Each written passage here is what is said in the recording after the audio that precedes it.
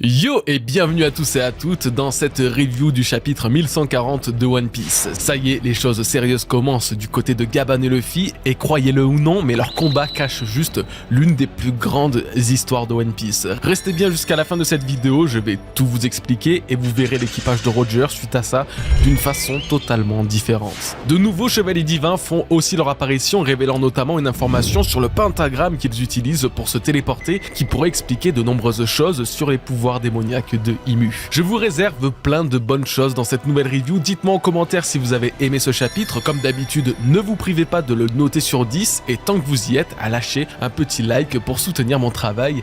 Merci à vous. Alors comme d'habitude depuis plusieurs chapitres maintenant, celui-là commence où l'autre s'est terminé, ce qui veut dire que nous n'avons pas à attendre pour voir l'affrontement entre Luffy et Gaban. Alléluia. Et ce qui saute tout de suite aux yeux, c'est que Zoro est décidément giga pertinent dans cet arc. Après avoir capté que Luffy mentait à propos de Loki, ou du moins qu'il cachait un truc, il se rappelle maintenant ce que disait Koron à propos de son père.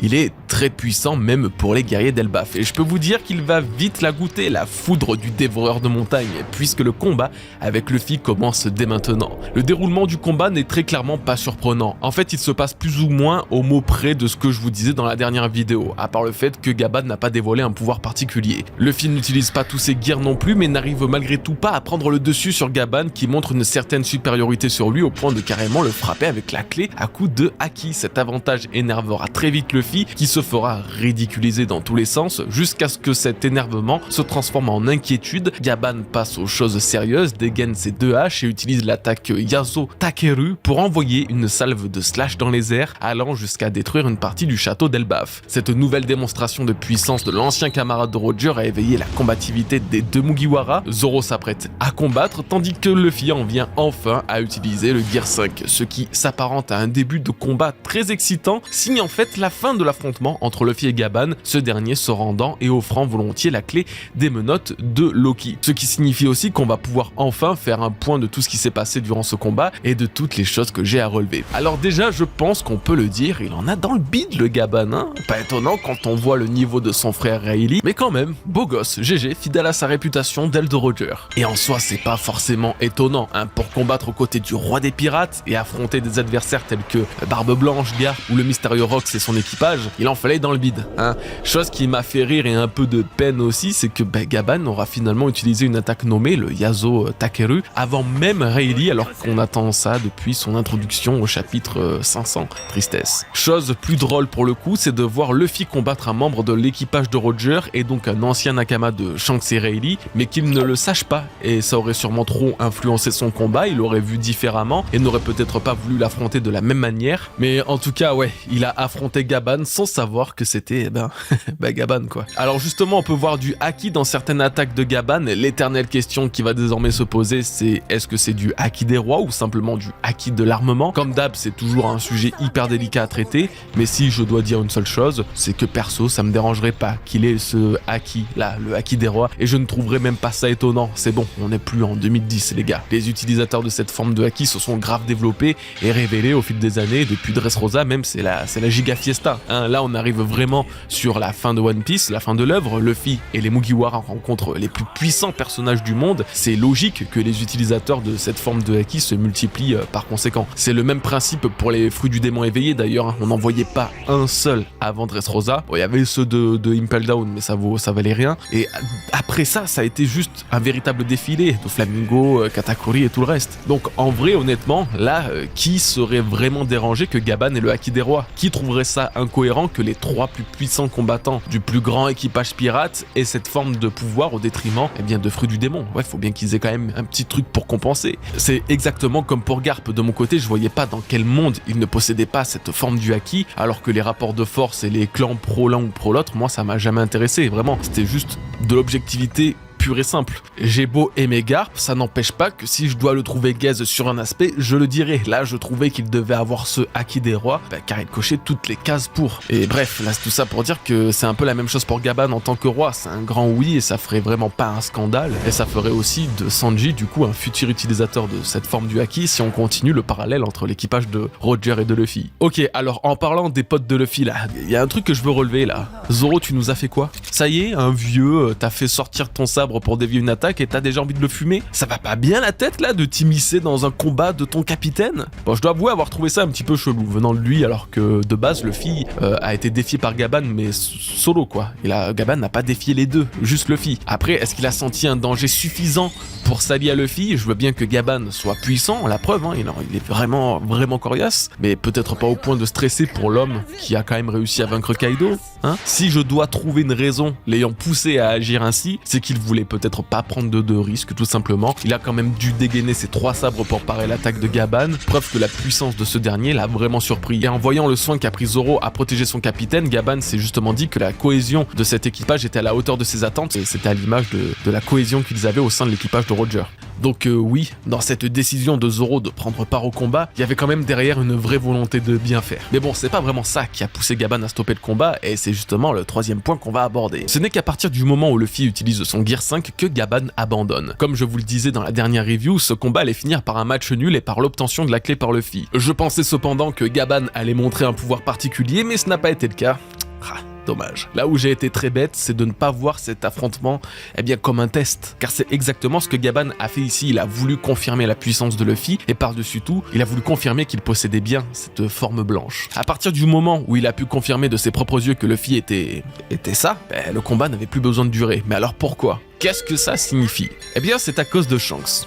Oui, c'est à cause de Shanks si Gaban a arrêté le combat. C'est même à cause de Shanks que ce combat a eu lieu, et plus encore c'est à cause de Shanks que Luffy est là aujourd'hui sur Elbaf. Pour faire court, Shanks a ordonné à Gaban de garder et veiller sur la clé de Loki jusqu'à l'apparition de Luffy. Cependant, il faudra que ce dernier soit capable de prendre l'apparence du guerrier blanc pour la mériter, car cette clé débloque la liberté de l'un des rares élus de ce monde, celui dont la présence et la puissance sera vitale pour détruire le 3e monde et lever l'aube. Maintenant, pour faire plus long et mieux expliquer cette théorie d'apparence simple mais qui cache une histoire très importante, il va falloir remonter très loin dans le passé. Chapitre 968, Roger nous fait comprendre que malgré sa découverte de l'Aftel et sa lecture du Rio Poneglyph, il n'était pas celui que le peuple d'il y a 800 ans attendait. Non, malgré tout ce qu'ils ont fait, malgré le fait qu'ils soient les premiers à découvrir l'Aftel depuis 800 ans, ça ne sert à rien. Presque, en tout cas. Ils ont appris une histoire, celle du retour de l'élu, 800 ans plus tard, qui retournera le monde et lèvera l'aube sur ce monde. Cet élu, celui qui n'est pas encore né, prendra l'apparence du guerrier blanc de la libération. Ce monde-là, Roger ne le verra pas, il mourra bien avant, mais sa volonté, elle, perdurera, et il a confié le bon déroulement de cette prophétie à un seul de ses hommes, c'est Shanks le Roux. C'est Shanks qui a pris le lourd fardeau sur ses épaules de devoir trouver et guider l'élu sur l'Aftel, quitte à renoncer à son rêve. Le chapitre 1082, flashback de Baggy durant l'exécution de Roger, nous semble tout de suite plus clair avec cette idée en tête. Shanks ne veut plus devenir le prochain roi. Ce que Baggy ne sait pas, c'est que le prochain roi doit naître dans 5 ans et qu'il doit avoir un atout particulier pour mener à bien la prophétie de Joy Boy. C'est un fruit du démon. Et ce fruit du démon, nous voyons Shanks le chasser au chapitre 1054 dans un flashback l'opposant à Huswu, soldat escortant au gouvernement un simple fruit rendant élastique. C'est le Gomu Gomu no Mi, connu désormais sous le nom du Ito Ito no Mi modèle Nika. Shanks a réussi à s'en emparer, provoquant la déchéance de Huswu qui se retrouvera enfermé à Marie-Joise et qui, dans une certaine ironie, se mettra à prier de tout son être sa libération par Nika, alors que ce même Nika est un peu à l'origine de son funeste destin. Mais l'histoire doit avancer et Shanks, après avoir récupéré ce précieux trésor, l'apportera délicatement à celui qui l'attendait depuis 800 ans, Luffy, le Joy Boy de ce 3e monde. Luffy a malencontreusement mangé le fruit du Gomu Gomu no Mi au chapitre 1 avant de l'éveiller au chapitre 1044, débutant officiellement la seconde partie du plan de Shanks qu'il mettait en place depuis plus d'une vingtaine d'années maintenant. Pendant toutes ces années, Shanks a rencontré Rayleigh, il lui a parlé des mots prononcés par Luffy similaires à Roger, il lui a demandé de lui venir en aide le moment venu, chose que Rayleigh fera pour perpétuer la volonté de son capitaine, entraînant et protégeant Luffy. Shanks a ensuite rencontré Gaban, chose confirmée dans ce chapitre puisque le Roux lui a demandé une faveur concernant Luffy. Si nous n'avons pas l'intégralité de leur conversation, nous pouvons donc deviner que Shanks a demandé à Gaban d'aider Luffy lorsqu'il viendra et surtout de lui confier la libération de Loki seulement et uniquement si Luffy peut revêtir une forme blanche. Et nous y sommes. Gaban, le garant de la liberté de Loki, a attendu jusqu'au jour où Luffy arrivera sur Elbaf et dévoilera face à lui l'atout nécessaire pour libérer le prince maudit. Cet atout, c'est la forme blanche et c'est très important qu'il décrive le Gear 5 de cette manière. D'abord Shanks au chapitre 1054, Vegapunk au chapitre 1069 et enfin Gaban aujourd'hui. Quand ils voient Luffy dans cette forme, ils comprennent tout de suite de qui il s'agit. Le terme de forme blanche désigne l'apparence dans laquelle Joy Boy devra faire son retour 800 ans après avoir été vaincu par les 20 rois. C'est l'apparence du héros inscrit dans la prophétie existante sur Laftel, celle qu'a lu Gaban aux côtés des autres membres de l'équipage, celle qu'on a racontée à Shanks enfant, ou encore celle que Vegapunk aura fini par découvrir en s'enfonçant trop profondément dans l'histoire du monde. Tous ceux qui connaissent cette histoire attendaient l'apparition de ce guerrier blanc, car elle est le synonyme de la fin du monde, celle annoncée par Joy Boy, celle qui provoquera l'entrée dans une nouvelle ère, le lever d'une nouvelle aube. Shanks a purement et simplement créé toutes les étapes nécessaires pour s'assurer que Luffy soit bien celui attendu par Joy Boy il y a 800 ans, et celui attendu par Roger il y a 25 ans. Il s'est assuré que Luffy avait bien revêti l'apparence du guerrier blanc de la libération avant que Gaban ne lui donne la clé pour libérer le prince maudit. Et aussi, ce n'est que lorsqu'il a vu Luffy dans cette forme blanche qu'il a enfin décidé de s'emparer du One Piece. De s'en emparer. En japonais, le kanji utilisé par Oda dans la déclaration de Shanks signifie que ce dernier veut prendre de force, arracher, déposséder le One Piece. Un état d'esprit totalement différent de tous ceux ayant voulu obtenir le One Piece. Shanks, lui,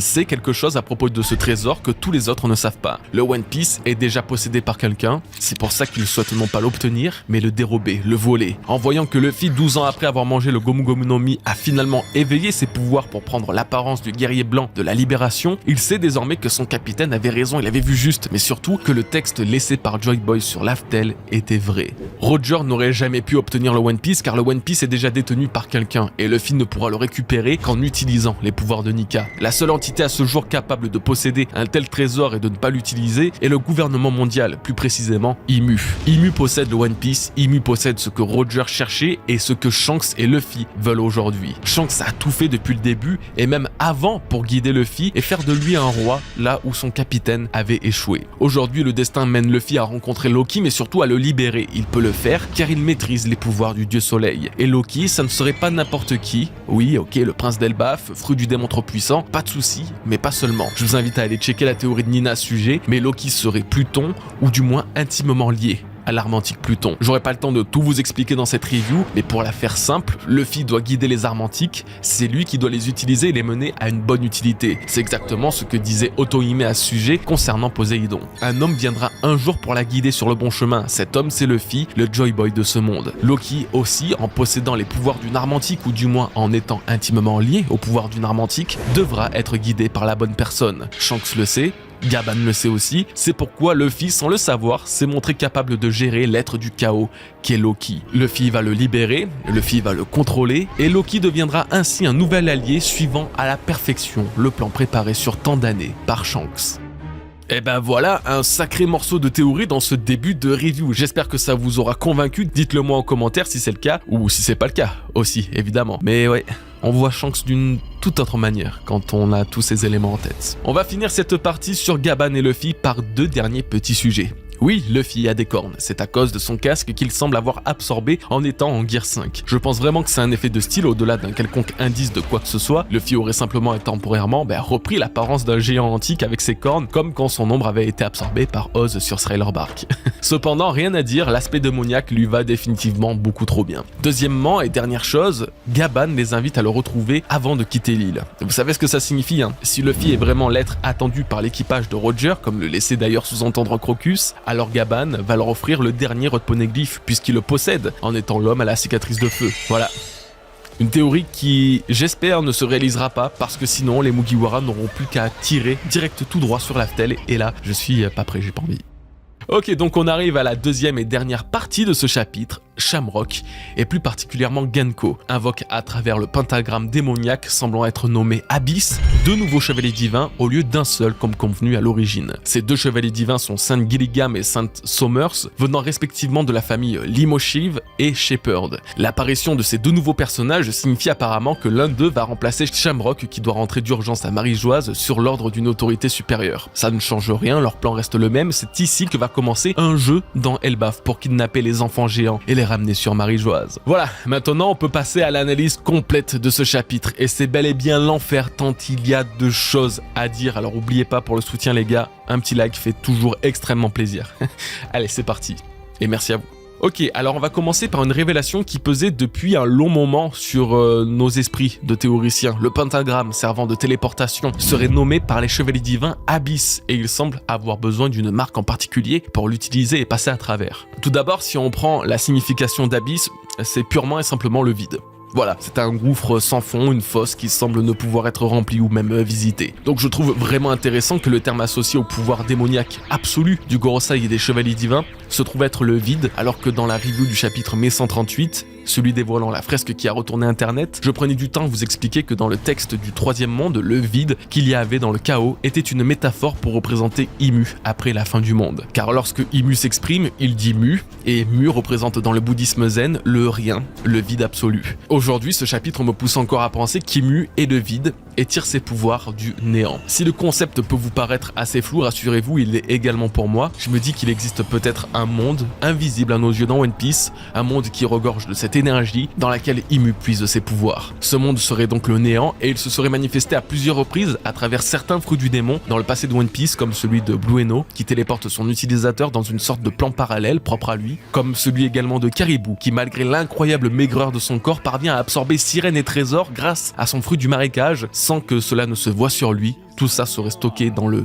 néant. Et bien sûr, comment oublier le fruit du démon du vide par excellence, celui qui fait de toi littéralement l'enfant du néant, l'enfant des ténèbres, le Yami Yami no Mi. Lui aussi peut tout absorber, il peut absorber un village entier, ainsi que des êtres vivants qui ne verront, d'après leurs mots, que les ténèbres. Le Yami Yami no Mi est lié au néant. Ce fruit du démon est l'un des passages vers ce monde présent partout et nulle part à la fois. Ce fruit du démon est la plus proche copie des pouvoirs d'Imu, les pouvoirs du vide. Barbe Noire pourrait à son tour utiliser une technique proche d'Abyss. Il pourrait lui aussi utiliser et exploiter la puissance du vide, tout simplement parce que lui et Imu sont liés par leur pouvoir. Plus particulièrement Imu, son apparence mystique presque éthérée viendrait de l'utilisation de cette puissance du néant. C'est dans le vide qu'Imu pourrait cacher de nombreux secrets. Je vous le disais plus tôt, quelqu'un possède actuellement le One Piece, et ça ne peut être que le gouvernement mondial. Si la théorie du vide d'Imu se confirme, alors c'est dans ce plan que serait caché le trésor de Joy Boy, celui que Shanks veut voler à Imu. Vous trouvez pas que ça fait sens et à quel point le néant et son opposé se retrouvent chez le gouvernement et ses ennemis? Un vide de 100 ans, un siècle qu'Imu aura réussi à presque faire oublier. Son plus grand ennemi est un dieu solaire, celui qui éclaire les obscurités les plus profondes tout en ayant des pouvoirs donnant vie à son imagination. C'est peut-être pour ça que les pouvoirs de Nika sont si importants. L'imagination est la seule arme capable de combattre un vide qui n'existe pas. Imu cacherait le One Piece là où personne ne peut le trouver, mis à part celui qui pourra y apporter la lumière. Cette dualité entre les ténèbres et le soleil est donc parfaitement représentée dans One Piece par Teach et Luffy. Si on se demande depuis toutes ces années qui de Teach ou de Imu sera l'adversaire final de Luffy, la réponse est peut-être aussi sous nos yeux. Ce sont les deux. Ils sont tous les deux le barrage final du dieu soleil en représentant à la fois les concepts du vide, du chaos et du néant. On touche au but. C'est sûr. Après avoir parlé de cette théorie un peu deep, c'est le cas de le dire, intéressons-nous à la fameuse marque nécessaire pour passer à travers ce cercle démoniaque, puisqu'apparemment ceux ne la possédant pas ne pourront pas être téléportés. Ça confirme que seuls certains élus peuvent être téléportés et qu'ils doivent être marqués par un pouvoir qui ne vient pas d'eux, mais qu'ils ont quand même en commun. Gunko a beau avoir invoqué ce cercle, elle n'est pas la seule à l'avoir fait, comme l'a prouvé Saturne sur Egghead. Abyss est un pouvoir conféré à tout le Gorosei et aux Chevaliers Divins, très probablement par Imu. Cette marque, on en parlait avec Nina, pourrait être ainsi le symbole de la marque de la bête dans les histoires bibliques. C'est un symbole imposé par une bête, donc Satan, qui serait ici Imu, sur la main ou le front pour prouver son allégeance au démon. Ce qui est intéressant et qui colle davantage avec l'idée qu'Oda s'est inspiré de cette marque, c'est qu'on dit que quiconque porte ce sceau sera frappé par la fureur divine. Scène qui pourrait totalement correspondre à Saturne se faisant tuer par Imu malgré la distance qui les séparait. Maintenant, concernant l'emplacement et l'apparence de cette marque mentionnée par les Chevaliers Divins, j'ai remarqué une chose sur le bras gauche de tous ces chevaliers. Tous ont un élément distinctif comme un blason sur un brassard. Sommers, ou du moins Sommaz, je sais pas exactement sa traduction encore, a justement un tatouage au même endroit qui symbolise peut-être cette fameuse marque. Gilligam lui aussi a le brassard, mais impossible de confirmer l'hypothèse du tatouage en dessous puisqu'on ne le voit pas bras nu. Et pour Shamrock et Gunko, eh bien Gunko a justement un bandage à cet endroit-là, hasard ou non, je ne sais pas, ça fait quand même 3 chevaliers divins qui ont cette petite particularité. Surtout que pour Gunko, c'est aussi en utilisant le bras gauche qu'elle parvient à invoquer ce cercle. Ça fait quand même beaucoup de hasard. Pour Shamrock, rien à déclarer malheureusement, on ne distingue pas assez ses bras. Cependant, j'aime me dire que Shanks, son frère, a perdu son bras gauche, tandis que tous les autres chevaliers divins ont un signe au niveau de ce bras. Alors pourquoi n'aurait-il pas lui aussi un tatouage, ce brassard ou une autre marque quelconque qui serait celle de la bête nécessaire pour passer la téléportation des abysses? Et en vrai, si cette théorie en vient à se confirmer, le fait que ce soit le bras gauche et que la marque soit ici, on pourrait même se demander si Oda ne va pas rajouter une nouvelle justification à la perte du bras de Shanks. Et si lui aussi avait la marque de la bête inscrite sur ce bras? J'avoue, je suis pas du tout tout emballé par l'idée, je vous préviens, surtout quand apparemment Oda a coupé le bras gauche de Shanks suite à la décision de l'éditeur, trouvant qu'il manquait de conséquences dans le premier chapitre de One Piece. Mais malgré tout ça, il ne faut pas entièrement ignorer cette hypothèse. Shanks aussi était destiné à être chevalier divin, il vient de cette famille. Il vient d'une famille maudite par une marque capable de traverser la porte des enfers, et donc le monstre marin de la baie de Fushia a possiblement graillé un bras avec un bon gros tatouage de démon dessus.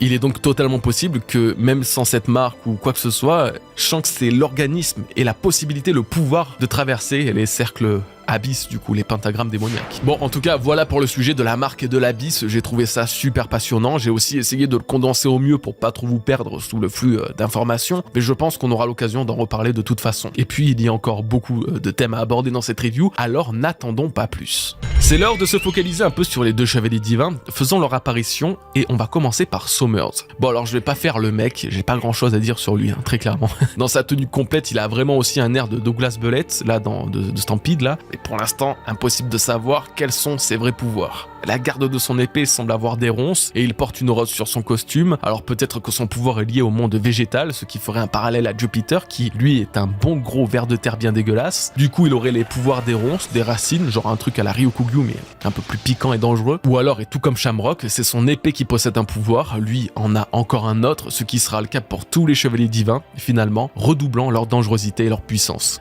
On passe désormais à Gilligam, qui lui sera beaucoup plus facile à cerner puisqu'il apparaît déjà dans sa forme Zoan et qu'il s'agit purement et simplement d'un Kirin, d'un Kirin. Alors ça m'a fait rire quand j'ai vu ça parce que c'est genre la première théorie que j'avais eue sur le fruit du démon de Yamato. Alors ça tenait bien pour le coup, mais vous connaissez votre gars, une théorie bonne pour 50 de fausses. Bon alors ce qui est intéressant chez Gilligam, au-delà d'avoir le pouvoir de cette créature mythique chinoise mélangeant le dragon, le cerf et le cheval, c'est qu'il est le seul, avec Luffy et Yamato, à avoir un Zoan éveillé avec de la fumée blanche. Ouais, que ce soit Lucci ou le Gorosei, aucun Zoan n'avait encore montré cette couleur de nuage. Pas même Kaku, pardon, je l'avais oublié, excuse-moi mon ref. Alors, est-ce que ça veut dire qu'il n'est pas si mauvais que ça, même pour un chevalier divin? Je vous dis pas ça par hasard, Le Kirin est une bête sacrée, mais surtout extrêmement positive. Alors oui, elle peut faire surgir les éclairs et cracher du feu, mais ce n'est qu'un détail ça. Son apparition est un signe positif pour le monde et la paix. Donc je me suis dit, ok, ça justifierait pourquoi la fumée de son Zoan est blanche, ça symbolise le bien. Voilà. Mais vu que c'est un chevalier divin, il représente également le mal, n'est-ce pas? C'est un méchant, un antagoniste. Alors peut-être que lorsqu'il s'énerve, lorsqu'il devient fou ou qu'importe, la couleur de son nuage change pour passer du clair au sombre. Comme les démons du Gorosei, Lucci, Kaku ou encore Cerbère de la lame de Shamrock. Quoi qu'il en soit, rien ne confirme qu'il possède vraiment un fruit du démon. Lui aussi, encore une fois, il faut se méfier de tout, surtout quand Shamrock dit à la fin de non pas utiliser leur fruit du démon pour transformer ça en jeu, mais utiliser leur pouvoir. Ok, alors maintenant j'aimerais passer à la suite parce que les chevaliers divins, là ça va 5 minutes, mais bon, on va pas non plus en écrire une disserte alors que ils ne montrent rien pour l'instant, ils seront bien plus intéressants dans les prochains chapitres. Moi, ce qui m'intéresse, c'est tout autre chose. Je ne sais pas si c'est Gilligam ou Somers, mais l'un d'eux là a posé une question qui me turlupine. Tu veux qu'on aille faire un tour sur la tombe d'Harald?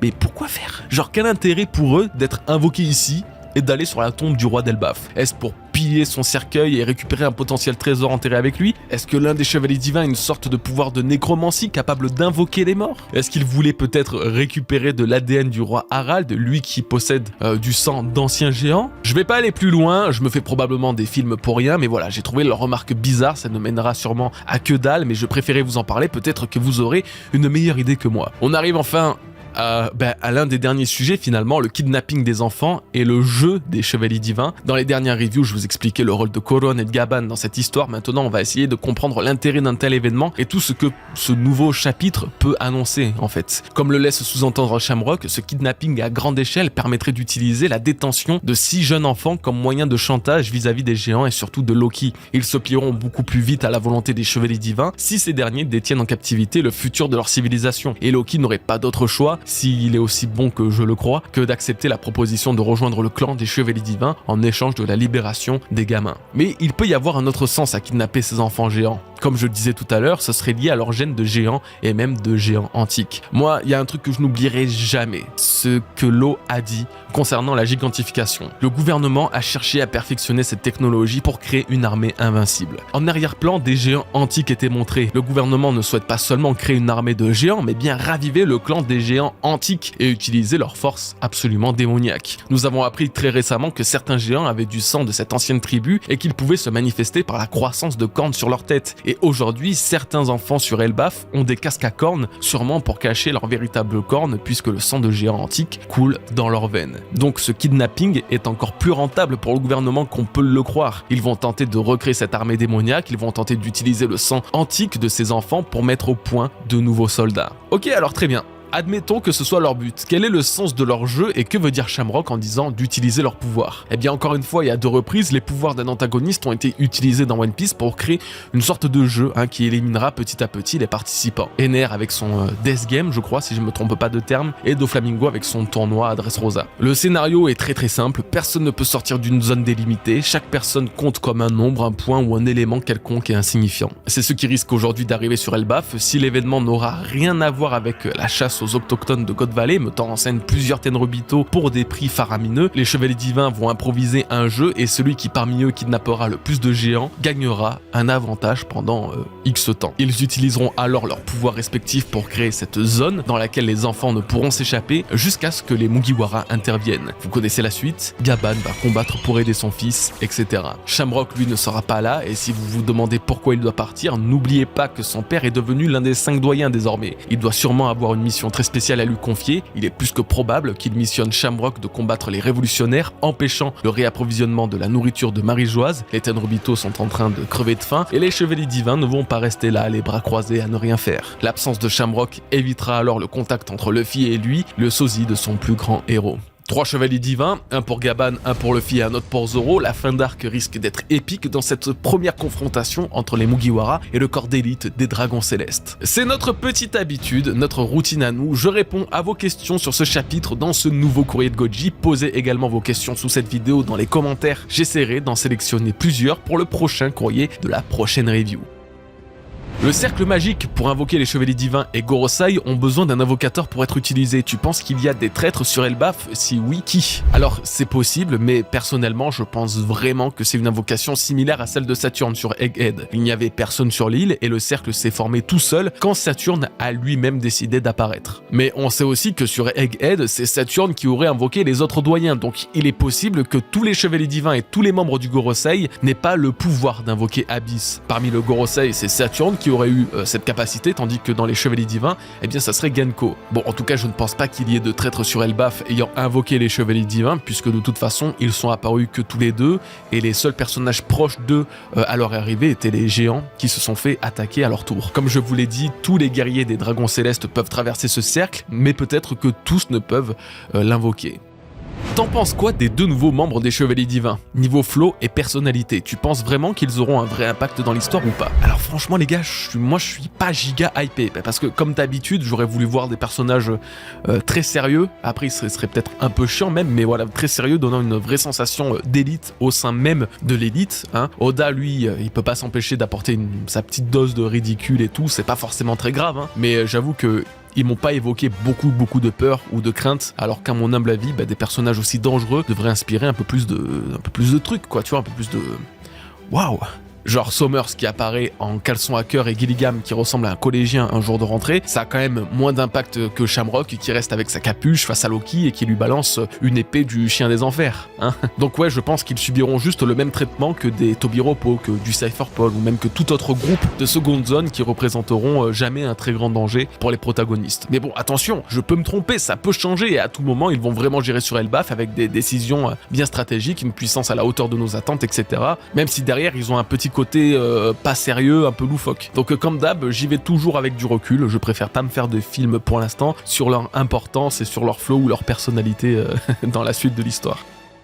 Je trouve ça bizarre qu'ils doivent rentrer si rapidement, Shamrock. Je pensais que niveau temporalité, il était arrivé depuis quelques heures avec la téléportation. Comment la situation a pu autant changer à Marie-Joise, sachant qu'il y avait déjà la famine à cause des révolutionnaires avant. Alors sans appeler ça une théorie, j'imagine plutôt que Shamrock et Gunko étaient en mission loin de Marie-Joise avant d'arriver sur Elbaf. Peut-être que d'ailleurs, pour se téléporter dans un endroit, Gunko avait besoin d'être un petit peu plus proche du lieu en question, comme Saturne sur Egghead, et donc ils ont fait le chemin de Marie-Joise jusqu'aux abords d'Elbaf pour ensuite, hop, se téléporter dans le château château et ne pas être remarqués. Bon, il y a forcément un truc qui cloche quand même, mais en tout cas je pense pas qu'ils étaient sur Marie-Joise avant d'arriver sur Elbaf. Et du coup que entre temps, Garling étant devenu Gorosei, il aurait appelé son fils pour le tenir informé des changements et peut-être lui confier une mission liée à son nouveau poste. Oublions pas que Garling a désormais la responsabilité de York, et leur objectif est maintenant d'apporter une production élevée de Motherflame pour Imu. Il se peut alors que Shamrock doive récupérer des choses pour York et pour mener à bien le reste de ses expériences. Mais c'est pareil, il y a 50 hypothèses possibles, attaquer des révolutionnaires, partir à la chasse des Vegapunk, s'étant échappé, je sais pas, il y a trop de trucs, trop délicats de trouver une vraie idée fiable. Le seul truc dont j'ai à peu près la certitude, c'est que avant ça, Shamrock et Gunko n'étaient pas sur Marie-Joise. Harald est un ancien chevalier divin, voilà, je place ça là. Alors, là, franchement, je vous le dis honnêtement, j'aurais jamais pensé à cette théorie si vous me l'aviez pas spam dans les questions. Ça serait une très bonne explication à cette problématique que je mettais en avant plus tôt. Pourquoi voudrait-il aller sur la tombe d'Harald? Ça serait également une très bonne explication à leur désir de recruter Loki, le fils d'Harald, parmi les chevaliers divins, puisque son père en faisait aussi partie. Alors après, j'ai un peu de mal à imaginer un géant traverser le cercle Abyss, mais admettons, ça c'est qu'un détail. Du coup, ça peut signifier plusieurs choses. Moi par exemple, je pense que Harald était vraiment bon, le doute est permis évidemment, mais globalement je suis de cette idée du roi un peu gentil. Mais si c'était vraiment un chevalier divin, il était peut-être vraiment mauvais à l'origine, mais en découvrant les horreurs dont sont capables les dragons célestes, il se serait rangé du bon côté, arrachant ses cornes et rognant son côté belliqueux du coup. Mais ouais, en vrai, vous, viewers, les autres lecteurs de One Piece autres que moi, vous en pensez quoi de Harald en ancien chevalier divin? Ça vous paraîtrait bizarre ou au contraire ça vous paraît grave cohérent? Parce que franchement, sans avoir trop d'indices, perso, ça m'a déjà assez bien convaincu. Yo mon cher Goji, j'attends avec impatience ta review toujours aussi quali, merci beaucoup mon bro, c'est toujours un plaisir. Alors petite question pour toi, est-ce que tu penses que Shanks peut se déplacer comme les chevaliers divins? Apparemment il suffit d'être marqué et cette marque peut être transmise de père en fils. C'est ce que je disais tout à l'heure et effectivement c'est une vraie hypothèse à prendre en compte les gars. Si cette marque permettant de passer à travers les abysses est un truc de famille et de sang, il faut bien qu'il y ait un autre ressort scénaristique à ce que Shanks soit le fils d'une famille de chevaliers divins, ok, c'est un plot twist intéressant mais il faut donner un autre intérêt, et cet intérêt pourrait être qu'il puisse utiliser le cercle Abyss. Autant c'est grâce à l'utilisation de ce cercle qu'il est parvenu à se téléporter aussi vite sur Marineford, ou c'est peut-être grâce à ce cercle que plus tard Shanks pourra infiltrer Marie-Joise, ou en tout cas l'utiliser de façon positive. Pire encore, on apprendrait peut-être aussi que Shanks a un pouvoir démoniaque conféré à la naissance, un pouvoir qui n'est pas un fruit du démon, et qui n'aurait donc jamais été suspecté chez lui, puisqu'il ne le rend pas sensible à l'eau et à l'eau de mer. Un pouvoir que seul Roger connaissait peut-être, et qui même encore aujourd'hui serait caché auprès de certains de ses Nakama, comme Ben Beckman, le Kirou et Yasop, qui seraient les seuls à connaître son véritable secret. Eh ben écoutez les bros, on arrive à la fin de cette review, j'espère vraiment qu'elle vous aura plu, il y avait quand même pas mal de choses à dire finalement. On se dit à la semaine prochaine, n'oubliez pas en attendant de checker la dernière théorie sur Emu pour vous faire patienter et de lâcher votre meilleur like évidemment pour aider votre youtubeur préféré. C'est moi hein, rassurez-moi, c'est moi, non mais attendez, revenez ici les refs, non parce que faut qu'on se parle quand même honnêtement là, déconnez pas, c'est moi votre youtubeur.